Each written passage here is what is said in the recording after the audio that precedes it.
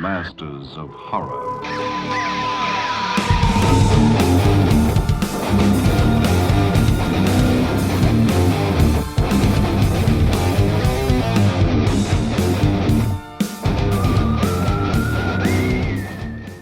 Welcome to the Scariest Things Podcast, your gateway to the trends and tropes of the horror genre. We are back with Spooky Time, episode 26. It's been a little while, folks. What? We were getting our spooky I forgot on. that we even did the video I know, stuff. But Spooky we're what? here to be mainlining the secret truth of the universe, as Rusty Cole would say, because we are talking all about True Detective. All right. All right. Yeah, wrong one, but hey, time is a flat circle, so all his roles just go together. I'm Liz Williams, and I'm joined by, over in Carcosa, Washington, D.C., Robert Zillbauer. that Byzantine labyrinth that is Washington, D.C. And I am in Portland, closest Eric to the Lee. night country. That's right. Closest to the night country. Keeping it weird in Portland. Keeping it weird in Portland. Okay, so we're here to talk about True Detective season 4. True Detective : Night Country is in process right now on HBO Max. We have seen 4 of the 6 episodes. While we're recording this, they're about to drop episode 5 to avoid the Super Bowl. They're going to give it to us a little bit early. Thank you, Max. Yes, thank you, Max. Thank you, Max, for making this show. This was on my things I was looking forward to in 2023. And we got it at the very beginning of 2024. And I've been a huge fan of this franchise and talked about it on the podcast prior for season 1 in our, I think, detective horror and our Southern fried horror, because that one was set down in Louisiana. Season now, 1. This has taken a big turn and is the only one not set in the South, the only one not full of men. This one is set in Ennis, Alaska, and is Jodie Foster as Sheriff, Liz Danvers, kicking ass, taking names, and pretty much screwing her way through the small town of Ennis, Alaska. Sleeping her way through the entire city of Ennis. Yes. And being sassy and cranky the whole time. She's such Super a bitch. cranky. Yeah. But she's amazing. All right, Eric, do you want to give us a summary so far, since you wrote a amazing article on our site, scariestthings.com? Are we doing spoilers for Spooky Time? That's a good question. I think people who are listening in, be prepared for some loose spoilers, because we're going to be we're going to be, particularly for season 1. Yeah. Which, hey, if you're just that was getting 10 on years it, ago. So yeah, as Robert and I just got wise to it ourselves, because I just started the True Detective season 1 after I started season 4. Well, I think you can enjoy season 4 without having seen season 1. It's just when you're watching season 4, they had one character in season 4. It's called, his name is Travis, and we're not sure if he's a ghost or like what. But his name is Travis Cole, and we were watching, and I was like, "Oh my god!" It's Matthew McConaughey's dad. Yeah. So.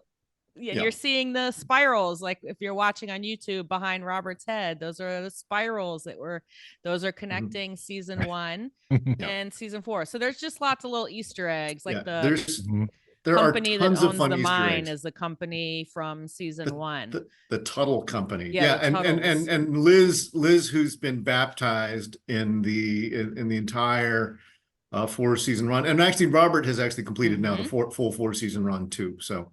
But this is on Max, and this is where Max gets to show off, right? Where other companies like Amazon and AMC and Peacock, they're all trying to they all want to do what Max can do. When HBO/Max invests in their shows, it is water cooler television. This is the same, of course, the same group that gave us Game of Thrones and The Wire and The Sopranos, and it's just they put in superior budgets to get superior casts. For those of you who don't know, episode or season 1 was a showcase for Matthew McConaughey and Woody Harrelson, and who played two detectives investigating a murder that was that had some supernatural underpinnings or cultish underpinnings.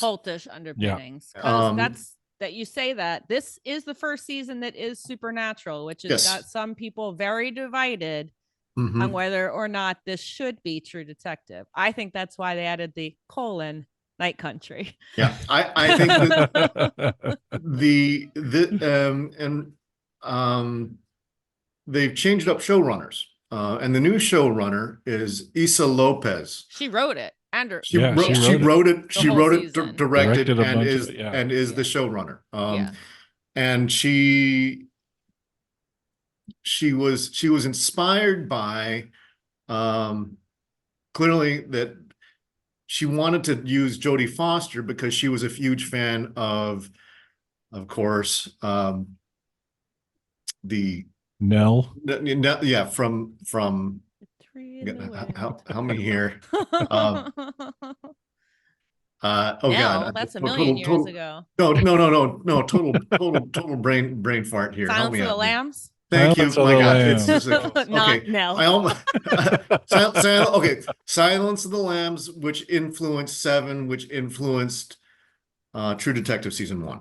Right. So it's this, there is a lineage to that. And she goes, if I could only get Jodie Foster, she got Jodie Foster. So she's doing a distaff version of, so they paired Jodie Foster up with a newcomer, Kaylee Rice, who plays Trooper Evangeline Navarro. And she's a fighter. She's a boxing champ. She is a 6 title holding lightweight, and like literally. Yeah, literally. I did not know that. Wow. A welterweight boxer. Yeah, she is, and she looks it. She is. It's like this is a woman who you do not want to mess with. But she's a pretty good actress. She's a very good actress. Put anybody up against Jodie Foster, but Don Hawks, Christopher Eccleston, it's going to be hard. But she's holding her own. I think she is too. Yeah. Yeah, you wouldn't know that she's a newcomer to acting, right? And she's of indigenous blood. Is from I forget the tribe that she came from it's in Massachusetts. But she is, I think one of the cool things about the actress is that she's been a huge advocate. Sikonki Wampanoag tribe. Yeah. And she's been an advocate for missing indigenous women, which, surprise, surprise, is one of the bases of the story for season 4, where, so Issa Lopez, again, if you're not familiar with her, she did one of my favorite movies from the Overlook Film Festival from a few years back, Tigers Are Not Afraid. Which is a brilliant piece of she's a Mexican director, and so it's kind of funny that she's doing this in Alaska, but it's a flip, right? We have as opposed to two. It's a very I think there were a few things that felt quite as testosterone infused as True Detective season 1, and there's a good bit of that in season 2 as well. But now it's sort of the same kind of troubled individuals. They're all troubled. These broken protagonists who everybody's gone through tragedies. They've got none of these people have had easy lives, and throughout the show, and that certainly plays through here. So the story, the rough story is that there was a scientific station in the fictional town of Ennis, where the entire team of men, kind of like The Thing, bunch of men in a remote frozen outpost, are found frozen in a block of ice together, all in these grotesque poses as if they were afraid of something, and they're all naked in the snow. And it was the shocking end to, there's your spoiler alert, episode 1, where you get introduced to, you briefly see them while they're alive, and then we get introduced to our characters, and they are now scientific popsicles, and they're going to be defrosted in the local hockey rink. Yes, and this is where, but the fun part, I think, one of the great things I love about these detective shows is actually the sleuthing, right? So Liz Danvers, she's the sheriff on the case.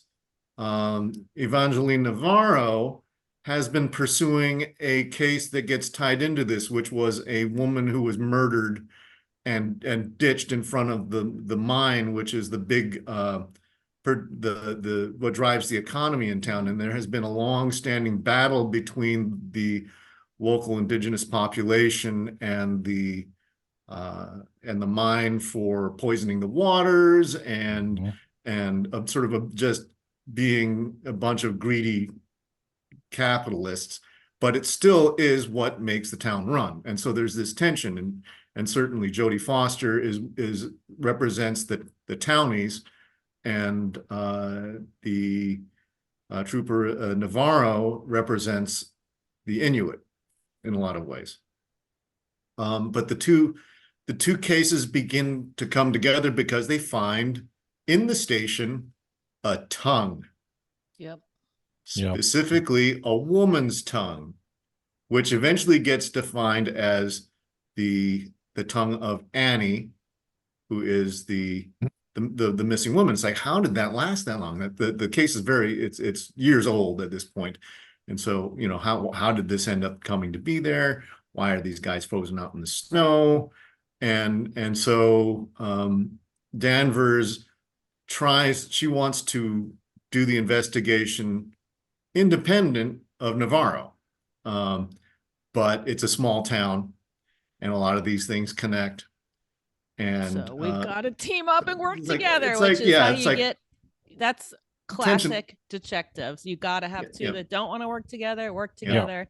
And without spoilers and things, we will find out they have worked together in the past. We're still unraveling that mystery of what happened in their why they don't get along anymore. Together, why they don't get along. I have some theories on who did the shooting, but we'll find out. We'll be finding out soon. So, well, one of the great tiebacks that happens here is that there is a spiral tattoo that is found on one of the frozen scientist popsicles out there, and they also through some sleuthing, managed to figure out that it is also was a tattoo on the back of Annie, the missing woman from the previous case. That's one of the connections. And then there's one of the scientists who someone also recognized, oh, that guy had that same tattoo. And then it also happens to be a sign of Carcosa,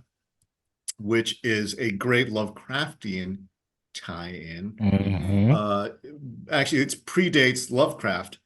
King and Robert Chambers. Yeah, and the King in Yellow, and with the city, which is of madness, which is Carcosa, which is a spiral, and there are lots of spiral illusions. Like they all of a sudden, I love one of the things on the cover of our the website link is Danvers sitting in the middle of a spiral of of photographs, paperwork, and then there are some other things like that we see at the very beginning of the show. There was a stampede of caribou that went over a cliff, and in season 1 there is a lot of antler imagery, and so we see a lot of antler imagery coming back here. Well, and not to mention the spiral on the back of the the gal that sparks the entire case for season 1. That's the beginning. Yes, right. And Rust, who was Matthew McConaughey, would see spirals in flocks of birds. And he starts seeing there are hints of madness in Rust. And one of the fun things here is that you can make some comparisons. That Navarro comes from a family of psychotics. And her sister, one of the other things that both of these shows have a lot of stuff where there's family entanglements. And boy, if anything, sometimes I kind of wish that they played it a little bit more straight and just kind of went straight through it. But you understand a lot about the backstory of the characters because of the family relationships. There's like everybody's got like a crazy sister or a crazy daughter they've got philandering problems, or they've got there's a lot of this, again, broken protagonists who do stupid stuff that they shouldn't do, that would ruin their lives and the lives of others because they're either thoughtless or they're troubled. Anyhow, so there's Eric first. There's and one of the things for madness, spirals are also a reference to madness, and we see that play out multiple times during season 4 as well. I think, and I don't know about you guys, but I think so that if Navarro is the Rust connection, that Marty, the Woody Harrelson character, is a lot like Danvers. They're almost exactly alike. They all sleep around. They have really screwed up family lives. But they are the straight shooter of the bunch, even though they're the non-believers, totally and the non-believers. But I mean, I don't want to spoil season 4, and we can't because we don't know the ending yet. But what are we? I'm hoping. I have a feeling they're going to go full on supernatural, and I'm hoping that they don't. But I don't know how. I think they've dug themselves into a supernatural hole. I don't think they have to. I don't know. I don't think they have to either. Okay. I think there's definitely a cult, and I think that there will be suspicion of supernatural leanings, because I think part of the thing relative to Navarro and Navarro's sister Julie is the madness. And some of this, I think that for those of you familiar with, there was an Al Pacino film, where it was, there's the madness that comes with the permanent night. Oh yeah, that was a remake, Al Pacino one of a Norwegian film, I believe. Yeah, but when you live above the Arctic Circle, you'll go for months without daylight. Yeah. And so that there's so a lot of the kind of stuff, the induced madness from the environment, from genetics, and from poisoning, which is becoming a situation in season 4. It's that it is causing tensions within the city, that there's going to be, the mine, which has, I've been working on, and I can show the audience this. I have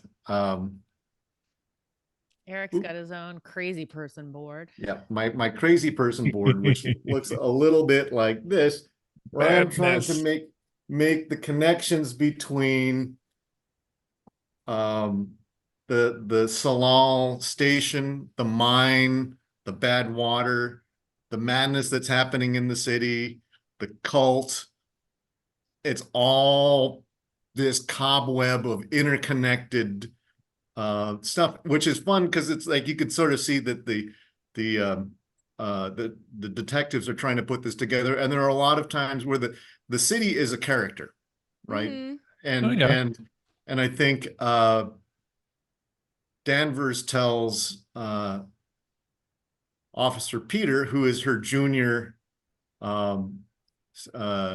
deputy, it's like that Ennis killed these people, that it was that it's that there's something rotten at the core to this town, and so it is its own thing. and it has its own mascot too, in a one-eyed polar bear, which I still I will tell you, I haven't exactly figured out what the one-eyed polar bear, but I've heard some things that the idea that a one-eyed creature or person can see better in the dark. Well, which is like, oh, okay. Go on TikTok. There's everybody spouting, theories left and right. Since we can't spoil and we don't know the ending. But we lost you, Liz. Seriously, we lost you. You were frozen too. Sorry. I said, since we can't spoil, we don't know the ending. Go on TikTok if you want to get into your own spiral about what's happening in this. I'm going to give a hot take. We always said, like Mike and I have always talked about how, hey, if you like Hereditary, go watch Kill List. If you like True Detective season 4, go watch Fortitude. I'm a little nervous. It's going to go almost exactly the way that Fortitude did, which is one of my favorite shows that I've also talked about a billion times on the podcast. So I'm just going to say, if you like this, go watch Fortitude, because then you get 3 seasons in the Arctic with creepy stuff and polar bears and environmental issues and madness. So I don't know where this is going to go, but I'm going to still call it. I'm ranking my True Detective favorites. It's 3, 1, 4, 2. 2 shouldn't even be allowed to exist. It was so bad. Robert said it's not that bad because he just binged all of them. Well, but it wasn't that bad, but it's still on the bottom of my list. Yeah. Which is Colin Farrell and Vince Vaughn. Vince Vaughn and Kelly Riley were in like a whole different show than Colin Farrell and Rachel McAdams. Like they crossed, but it was like, it looked so different. I was like, what? They were just chewing the scenery, Kelly Riley and Vince Vaughn. And it just, I don't even remember. I mean, I know it connected, but I couldn't even tell you how. I don't remember. It was like politics of LA. It was very silly. So I've only watched the first season and the 4th season. I really love season 4. But The Thing is your favorite movie. The Thing is my favorite movie. Yes. also true. Yeah, that's true. But I also love Jodie Foster. I think wonderful to see her on the small screen. You just want, and she is, she plays such a bitchy character. And so, she admits that she wanted to play a Karen. Yeah. That nobody wanted to hang out with her. Playing a slutty Karen, though. Yeah. No one wants to hang out with her because, we're finding, she has slept with everybody in this town. Yeah, exactly. Like Navarro, it's almost a joke now. They're like, what? No. And she's like, yes. Like, and then the knock on the door, and the woman at the door goes, oh, it's you. It's you. Yeah. And it could be any door in town, really. Yeah. Yeah. It really could. But she also, as I was saying, some of my favorite bits are the sleuthing. And I love the part where she and Finn Bennett, who plays Peter Pryor, her deputy, and he's puzzling his way through it. She goes, wrong answer. What is it? Something's wrong with that when kid. they do the I questions think we're gonna game. find something out about that kid. I like that. And you get to be you're in the role of Deputy Pryor. She's Morgan Freeman to his Brad Pitt. That's exactly what Morgan Freeman did to Brad Pitt in Seven. And that again is what an Issa Lopez reference, and she that she loves these tie-ins. Finn Bennett reminds me of a young Matt Damon. Oh yeah, he totally does. He kind of does. I don't know if you remember. I think it was. Good Will Hunting. Good Will Hunting and the JFK assassination movie starring Kevin Costner. No. The Oliver Stone one. Yeah. Oh yeah. Where he plays a young soldier. He was JFK, and he was scrawny. He was real thin. I was like, God, he looks like a young Matt Damon. But and he's got a family that's kind of messed up because there's a great bit where John Hawkes, who plays his dad, who's a terrible cop. But he's a great actor. He's one of my favorites. He's fantastic. But when he drops the line of, "Hey, why don't you stop playing Mrs. Robinson to my son?" Yeah. And he's like, "Who's Mrs. Robinson?" Yeah. Which I thought was a great line. And then, but it's like it ties in together sort of all of the funny little interconnected relationships within that no, she hasn't actually started sleeping with the kid who's the only one she probably I know, the only hasn't in town. So I think there's definitely something up with him. But I love season 1 was fantastic though. Yeah. You think so? Peter? Do you think Peter's... Yeah. I think there's something up with him. And the reason that I do think it's going to go supernatural is think of Tigers Are Not Afraid. She's a magical realist. Nothing's going to be reality. So that's where my betting is. Season 1 was phenomenal because it was HBO always does a water cooler show, and it was something different than we'd ever seen. And now with binging and being able to get everything, this is the first one where I've been like, "Ooh, I can't wait for the next episode." Yeah. And so after this show's over, Liz is gonna I'm saving it.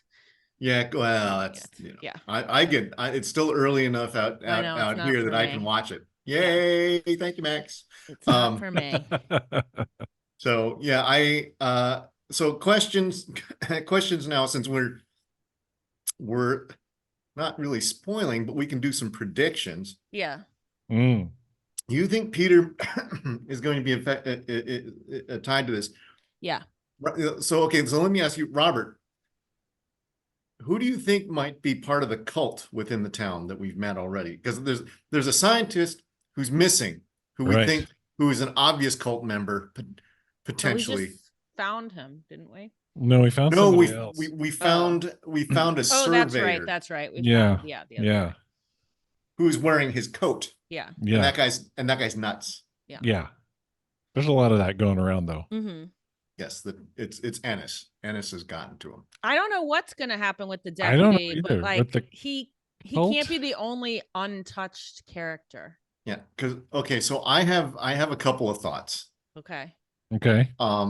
I think either Hank or Captain Connolly may be part of the Tuttle group or have connections to it. I see what you're saying. Less likely Hank, because he's living out of a trailer, and someone who has Tuttle funding probably wouldn't be living in a mobile home. But I don't know Ennis doesn't really look like it has big suburbs with McMansions. No, I think Rose is the only one who lives. That's the suburb. The you Fiona want to know Shaw what character. People on TikTok think that Rose is not real. Oh, okay. Well, I think no one else has seen her except Navarro or spoken to her. Well, but she mentions that no, because they actually, when they go out on the ice, don't. Well, you're right. They actually don't. They don't actually. They could be a sixth sense kind of thing. Interesting. Yeah. I don't know. I think Rose is Rust's mom. I think that's because his dad Travis is his dad. So I think she might be his mom. Maybe, but she said something about Travis having leukemia. That's what Matthew McConaughey said his dad had died of, but I don't remember. I think he had said his dad left his mom. I can't remember. That's too far back into the True Detective season 1. But Rose made that Christmas feast and stuff like that, and her house is different than everybody else's. Yeah, so her house is very different from everybody's. She is a ghost or not real at all. She has the nicest house in town. But it's in the middle of nowhere. Another amazing actress. Love her. The second one her. Fiona Shaw was in Andor, and she stole the show. She was the show. Robert, have you seen Andor yet? I have. I don't remember which one she was. She's Andor's mom. Oh yes. Oh yeah, yeah, right. Yeah, absolutely. And she goes out and does the old tear down the walls speech, and it was like there were like 3 epic speeches in Andor, and they're the three best speeches in the history of Star Wars in one show. So but Fiona Shaw, also Harry Potter. She's a Dursley, and also Killing Eve. She just played like one of the heads of, I don't know what they are, MI5, MI6, one of the MIs. All right, Eric, what were your other questions or theories? Okay. Do you think that that Ennis will survive the winter? Yes. Do you think the town will just go to war against itself? No. I think if it's survived this long, it's going to keep surviving. Yeah.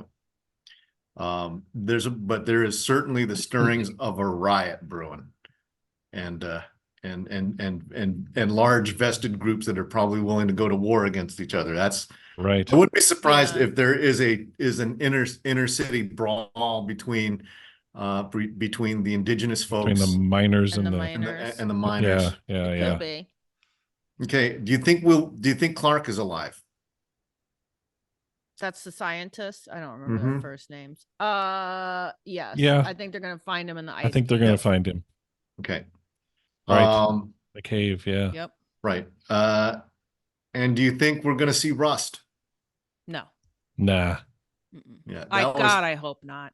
There was some stuff. No, because she wrote this first. Like when I listened to the podcast, the companion podcast, she said she wanted to like write kind of like a Western, but set somewhere that wasn't for a West. Like, so she put this in, but I don't think I hope they don't connect it like that. No. Too close. Too they do, too much. I'll be very disappointed. You got to stand on your own. Right. Yeah. I think people will lose their shit if they connect it that much. Because that's almost like no.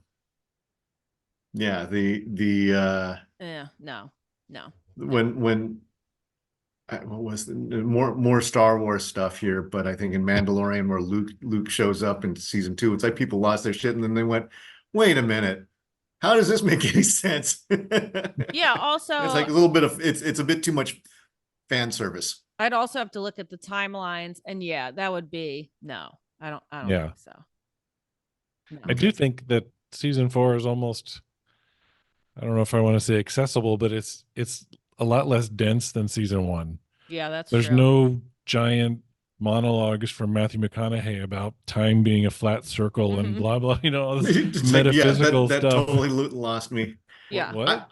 I was mentioning before we started our show here that I had one episode of season 1 that kind of put me off track, and yet it was still some of the best television I ever saw, which was when Rust goes undercover into the drug den and goes. I loved that one. And there was one epic trailing shot that just went on forever, right? Where they're in the drug den and there's the shootout. I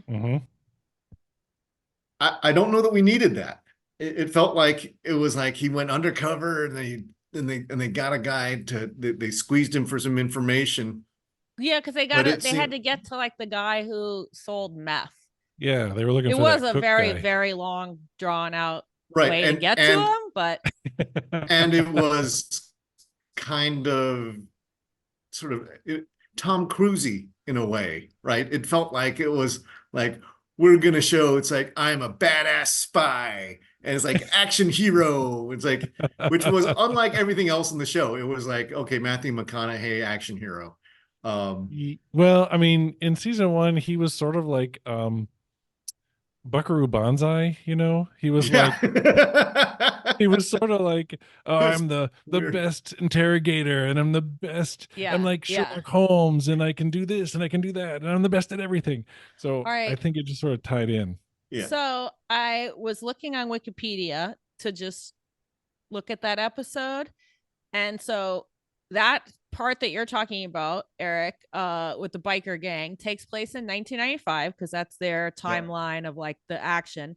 Then when they are being like re-interviewed by the police, it's 2012, and they don't tell the two investigating officers who are interviewing Matthew McConaughey about that whole escapade.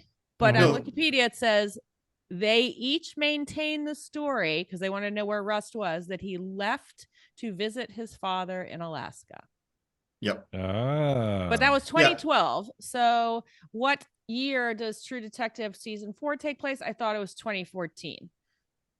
Yes. Yeah. I guess it might. Yes, because because there was the flashback was like the bulk of the show was in 1995. And then in 2000, but they come back in 2012 to resolve the case. Season 4. Well, season 4. Oh, so season 4. Season 4. Yeah. Season because 4. you said it's going to. Would we see Rust? No, because in season 4, his father is already dead. Okay, so no, he can't go visit his father. He's already dead. Unless time is a flat circle and he's a ghost. I don't know. Yeah. On that note, it's more lies. I mean, one of the things about this show is that how often our lead characters just they can't tell the truth about their stories, right? That they're covering things up, and we've got that happening with Danvers and Navarro, who investigate a murder where it's like, oh, he was already dead. No, he wasn't dead. They shot him. Who shot him? And what? And it's like, and what happened? And it's like apparently Navarro saw a ghost or something like that. And yeah, but in season 1, of course, there was the big lie. Big lie. Right. Yes. Yeah. Which was season 4 takes place in 2023, but the murder, Annie's murder, was 2017. So no, I don't think we'll see Rust. Yeah. I think if we were going to see him, we would have seen him at that nomad camp where they're all just like sitting around. Like that's where he would have been. hey, y'all. Yeah. No, it would be too cold for him. Matthew McConaughey needs to stay down here. Right. It's too cold. That's true. He is from Louisiana, he's got to stay down here. He wouldn't hang out there. There is a 95% less sweat coefficient in season 4. So we're gonna keep there is, here. It's like the season 1 was super sweaty. I know. And I mean, we do have air conditioner down here, so you don't have to sweat that much. But yeah, but they were out in places like Ruston and you know, meth labs and meth labs and bike bars. I think it's a testament now to how many times I've been to New Orleans, Liz. I think I did recognize 2 or 3 scenes that were shot. Yeah, they in shot areas that I could and recognize. Then a lot out in St. Charles and by the airport. So yeah. Yep. All right, folks. On that note, we all recommend you watch True Detective season 4, and maybe even 1 if you want to get back to. I would say you can enjoy 4 without 1, but I think if you would watch 1, maybe after, you'd kind of be like you'd be able to connect some dots, and you would have some fun going backwards. And there's even a reference to 1 in 3. If you want to go there crazy. I need to rewatch 3 because that one just broke my little heart. Because they talk about the cult killings. They mention it. Oh, that's right. Because season 3 takes place in Arkansas. Yeah. Yeah. Which is right above us. I haven't watched 3, but I have seen some connections to a one-eyed man or a man who's had like he's got a glassy eye, and season 3 is about a kidnapping. Right. Yeah, with Mahershala Ali and Stephen Dorff, and Stephen Dorff's cigarettes. And cigarette Arkansas. budget is probably only matched by the printed photograph budget in season 4.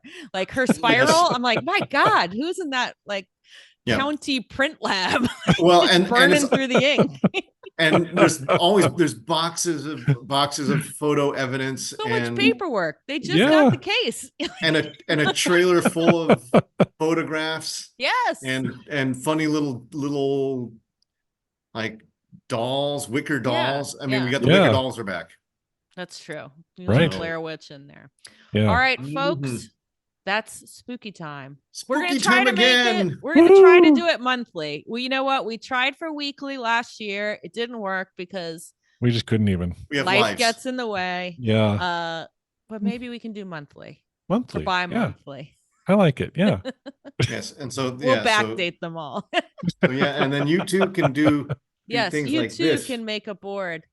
Oh, I like Eric's drawing of the bear. That's the bear, yeah, it's pretty good. It's a one-eyed bear. Yeah, that's pretty good. It says one-eyed bear with an arrow. That's how you know. All right, good night, folks, and find us on scariestthings.com. 1T. The Masters of Horror.